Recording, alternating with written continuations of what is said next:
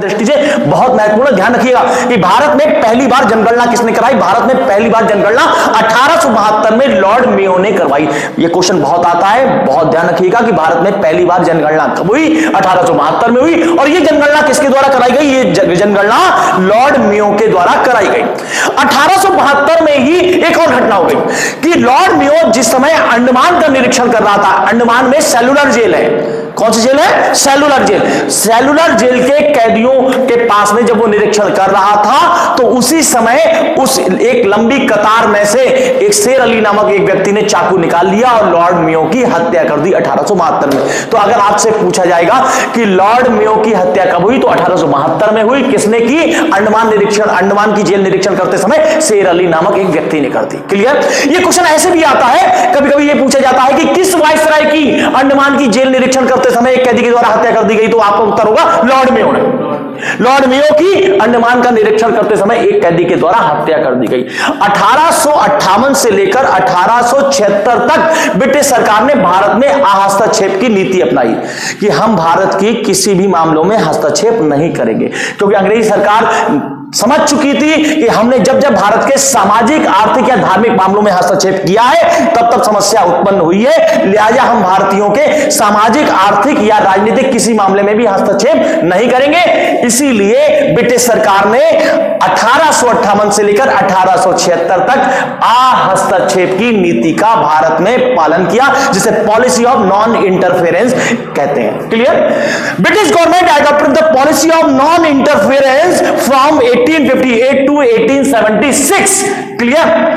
तो यहां उसने 1858 से लेकर 1876 तक हस्तक्षेप की नीति अपनाई और 1876 में आकर इस नीति का परित्याग कर दिया, क्योंकि इस समय एक नया वाइसराय भारत में आया था जिसका नाम था लॉर्ड लिटन। लॉर्ड लिटन ने भारत में आते ही हस्तक्षेप करना चालू कर दिया था, पुरानी नीति का परित्याग कर दिया, और जिससे भारत के अंदर फिर से समस्याएं पैदा होने लगी। और आप जानते हैं कि धीरे धीरे जब भारत में असंतोष ज्यादा बढ़ गया तो 1885 में कांग्रेस जैसे संगठन की स्थापना हुई। Clear?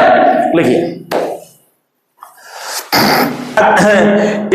in 1858 the supreme person of British government in India, supreme person of East India Company in India, which is known as a Governor General of India. At the time of revolution of 1857, Lord Canning was the Governor General of India. He was the last Governor General of India. But in जो है revolution of 1857 fully suppressed till 1858. And in 1858 रानी यानी queen Victoria became the Emperor of India, और उन्होंने एक घोषणा की थी जिसे हम क्वीन प्रोक्लेमेशन कहते हैं, जो है by the queen proclamation Indian subject will be considered as a British subject, जो any discrimination will not be considered. ठीक है? Governor general of India Lord Canning जो है, who was the first viceroy of India? Lord Canning.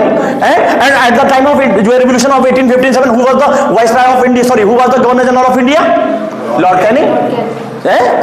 जो है first session was started जो at the time of lord Mayo in 1872। Bharat में पहली बार जनगणना कब हुई? 1872 में जो है। और मैंने बताया था कि Lord Mayo was killed by the Andaman prince Sher Ali in 1872, और from 1858 to 1876 British government adopted the policy of non interference in India, and in 1876 Lord Lytton became the new viceroy of India.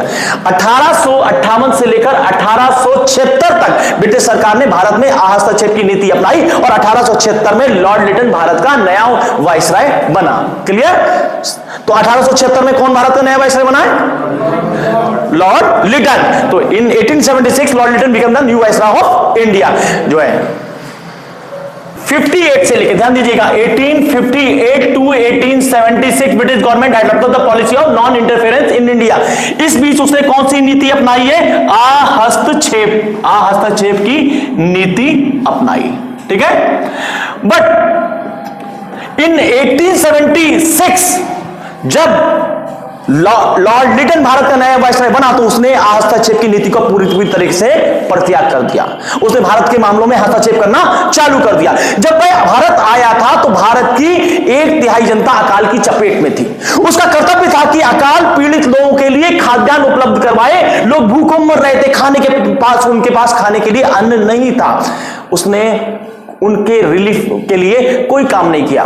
उल्टा उसने क्या किया, उसने 1877 में भारत में दिल्ली दरबार का आयोजन किया।